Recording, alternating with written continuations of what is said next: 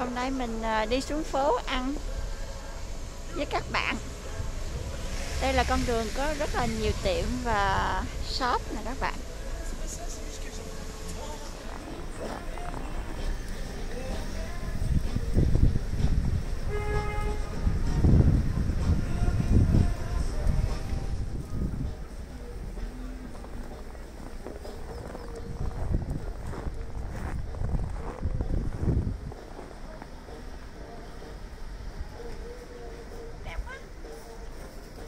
Đèn đẹp quá.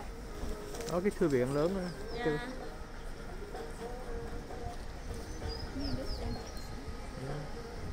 Nghe mấy con chim nữa.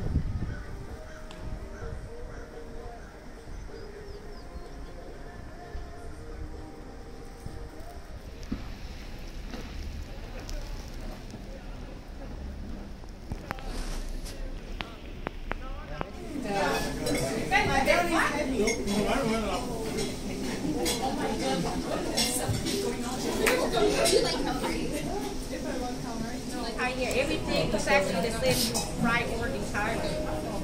And I will not change my recipe for any one of you. Because you know what, actually, I never tried that. Okay, let's try it then. Yeah? You will love it. Green curry with chicken? Yeah, with chicken. Oh, sorry, you want chicken beef? Okay, chicken with chicken. Yeah. Cái Panang curry. Còn em là pad thai. Yeah. Pad thai.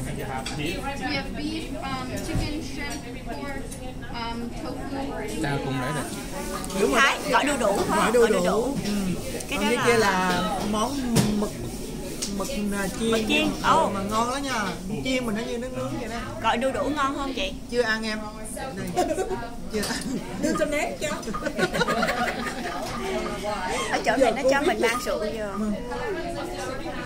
Cái gần em coi muốn coi cần không?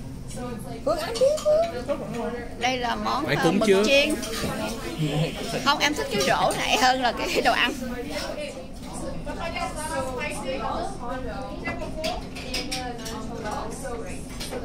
Cay không? Chưa thử nữa mà biết. Họ không cho mình cái đĩa nữa hả? Ngon không? Ngon đi, ngon á. Anh Nam gì cũng ngon hết. Không ngon cũng Không cay nữa mà. Không cay. Là cánh gà của Thái. Cay. Ở đây là cà ri xanh phải không chị? Không, của chỉ là vàng em. Cà ri vàng. Cay vàng. Ủa cà ri đồ biển hả? Tôm. Đẹp quá hả? Đã dụ. Là chị Vân uống hết 2 chai vậy hả? Thì em bắt đầu nhìn thấy hai anh Phương. Đây là Pad Thai. Chicken. Gà nhưng mà cũng có tofu. Hủ tiếu của Thái. Đào.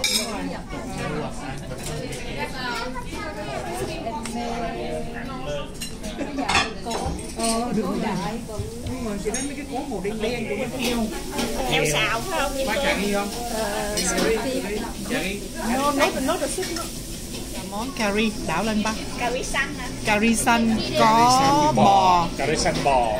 Có mấy cái cà này ở trong nữa để ăn thử coi làm sao nha. Rồi chút xíu họ mang cơm ra nữa. Panang. Đây là cà ri Panang. Nó có màu, nó nhiều màu. Cái này là ăn với cơm. Ăn với cơm. Giống thịt kho. Cánh gà ăn được không anh chị? Chẳng thấy me đâu chứ. Dạ. Bên cho anh chị. Nè. Cà ri ăn với cơm. Đây là cơm chiên bò. Wow, vậy này cũng to chứ. Cái đĩa này Dạ. Cái đấy là Pad Thái. Pad Thái cũng ngon như mọi người thôi. Mà sao cái đĩa chỉ khác của tụi em? Tại vì là mình đợi lâu quá đúng không? Hết dĩa rồi.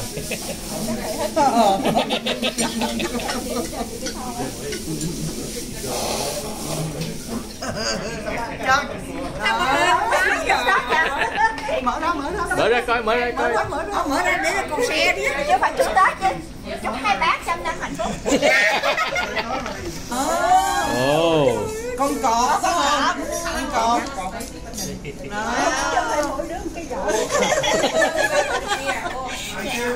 Sưu tầm để thôi đâu con cọp. Nhiều con cọp đó, năm nay nhà em nhiều con cọp đó, 21 con cọp này nữa. phải ráng giữ cho tới 12 năm sau nha. Đó, mới xài được. Wow, cảm ơn chị. Không có chi, không có chi. Scissor to cut. Oh, okay. But I think on the web I saw that chè đậu quá. Chè đậu quá. Đây là xôi sồi, đây là kem và chua chiên, còn đây là hình như là xôi. You got a spoon already, all set? Do you sell this plate? I do not sell, but if you want, how many you want? 99. Yeah, 3 of us. 3? Yeah, 3. Thank you so much. What? Cái này nó tặng. Thơm quá. Đây đây được quà. Hôm vừa rồi á, cái tiệm mà chị ăn rồi á, cái gì đó tay gì đó, nó cho thêm gì đó. Mới tặng á. Tại em hỏi cổ có bán cái này không? Cổ nó thôi rồi.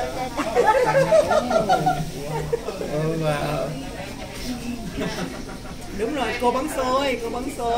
Đó. Đây chị ra tay đi. Ra tay vào cái nào? Cái chạy, bẻ cái này.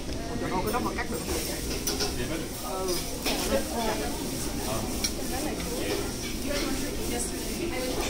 Đưa cho đấy là cắt nhỏ nhỏ.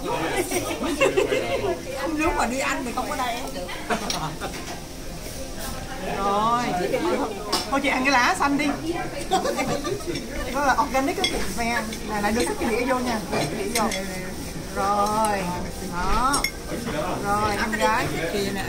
Rồi. Thích nữa hả? Nè em gái. Chị thích cái kia nữa. Nói với bà chủ. Bây giờ chị thích cái gì nữa không? Này chị thích con voi kìa, nó tặng chị con voi mang về đó. Làm sao mà mang được con voi về thì mang. Trời, bữa nay em vừa có dĩa mà vừa có mâm.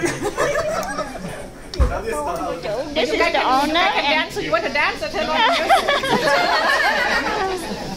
We have a private party quite often, so yeah, it's a lot. We close the whole restaurant and then Đây là cô chủ rất là vui và tử tế. you want to share with me on the Facebook?